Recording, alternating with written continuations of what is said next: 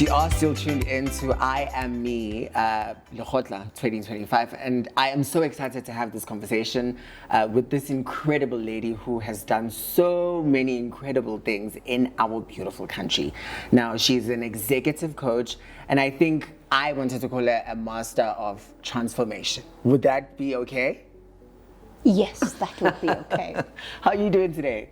I'm good, Tabile. It's wonderful to be with you and to have this conversation. I'm so excited. Now, let's talk about transformation, right? And transformation in the South African context, because you've done so many incredible things in helping transform the things that we see, the things that we consume.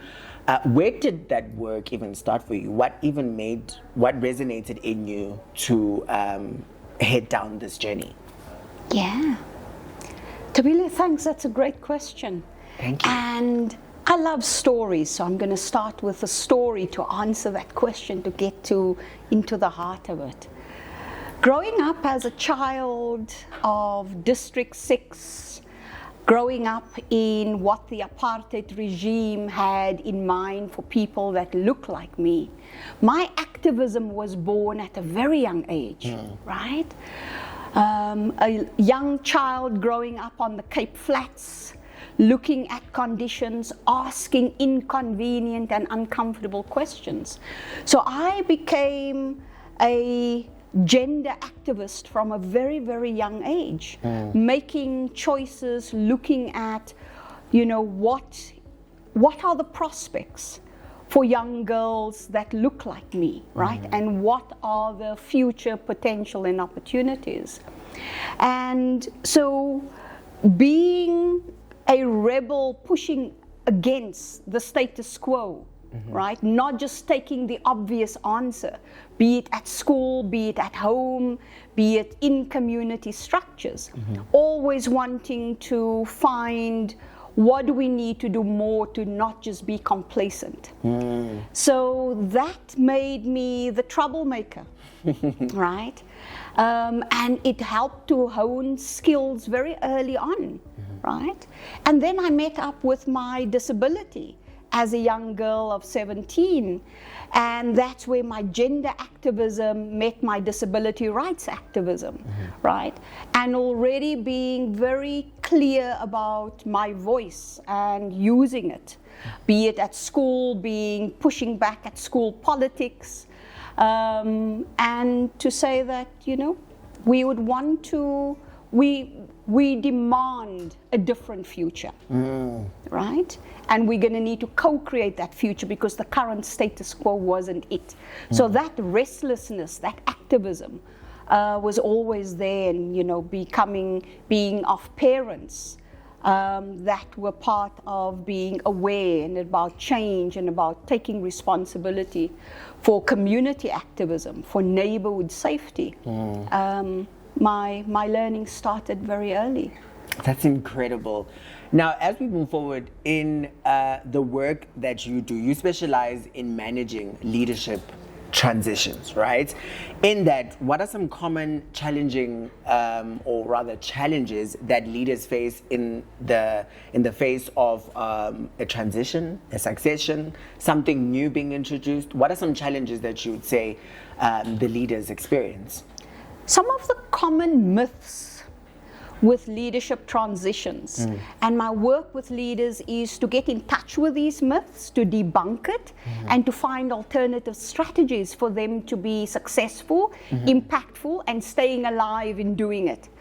So the first myth is you are appointed, and this notion that you need to come and hit the ground running. Right? You need to be superhero. Make my mark. Yes, you need to land. You've got 90 days to change the world, what the institution have struggled with for a while, and what your predecessors, couldn't do. So there's this false expectations and being set up, right? And then we buy into it, and come performance reviews, and your boss say, oh, maybe we made a mistake, right? But there's not been the calibration and the kind of partnering from the beginning to understand the lay of the land of managing transitions. So transitions, part of my work is for leaders to understand the territory and what is the map they need to use to navigate the space, so that they understand you arrive. And during the arrival stage of your transition, these are the key things you need to pay attention to, so that you don't miscalculate, you don't make incorrect assumptions, you build solid relationships, you step into a space and you listen. You listen deeply with humility and understanding. You don't listen to impress your boss or the board. You listen to connect, to understand what are the perspectives of the people that needs to teach you the context that you're stepping into.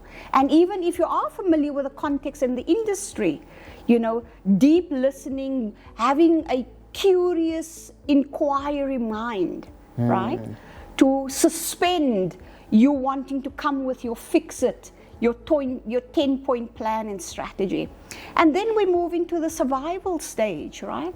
And in the survival stage, leaders needing to say, well, now that I know what I know, and all of the stresses and the strains, where's my go-to place for support?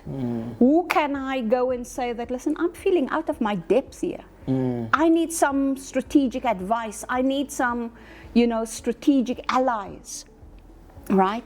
And to distinguish between who's your allies and who's your confidants, and never to confuse the two. That's always a very expensive mistake we see leaders make, right? And in the, thriving stage, so, okay, I've come through. I've now earned my credibility. I've established a reputation. I've got some early, successes. There's some relationships. Trust has been built. There's a new currency.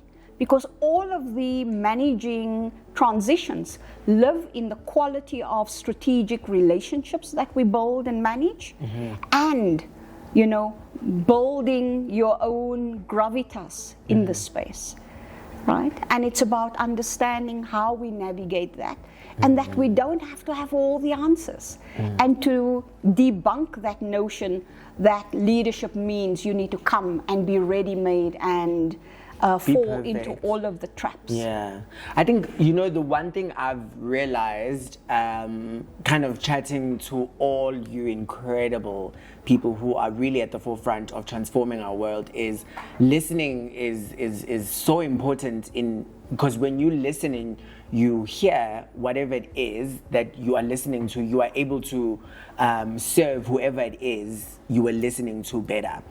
On that note, when companies approach their transformative agendas, what do you think they usually get wrong in that period? Listening is probably the most powerful skill and most precious gift we can give to another, right? And as an executive master coach, listening at a deeper level, listening with my whole being to your whole being, so that we can find a connection that's meaningful to you, to us, and for you to find your way through it. What I find organizations, trip themselves up on is not navigating power and the hierarchy with humility. So that there's not enough conversation, genuine dialogue. Dialogue's an art, and many managers and leaders are not very well skilled.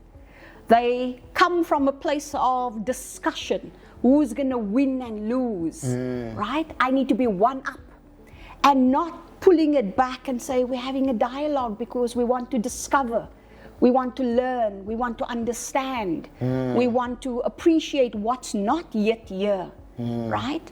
and let it emerge, right?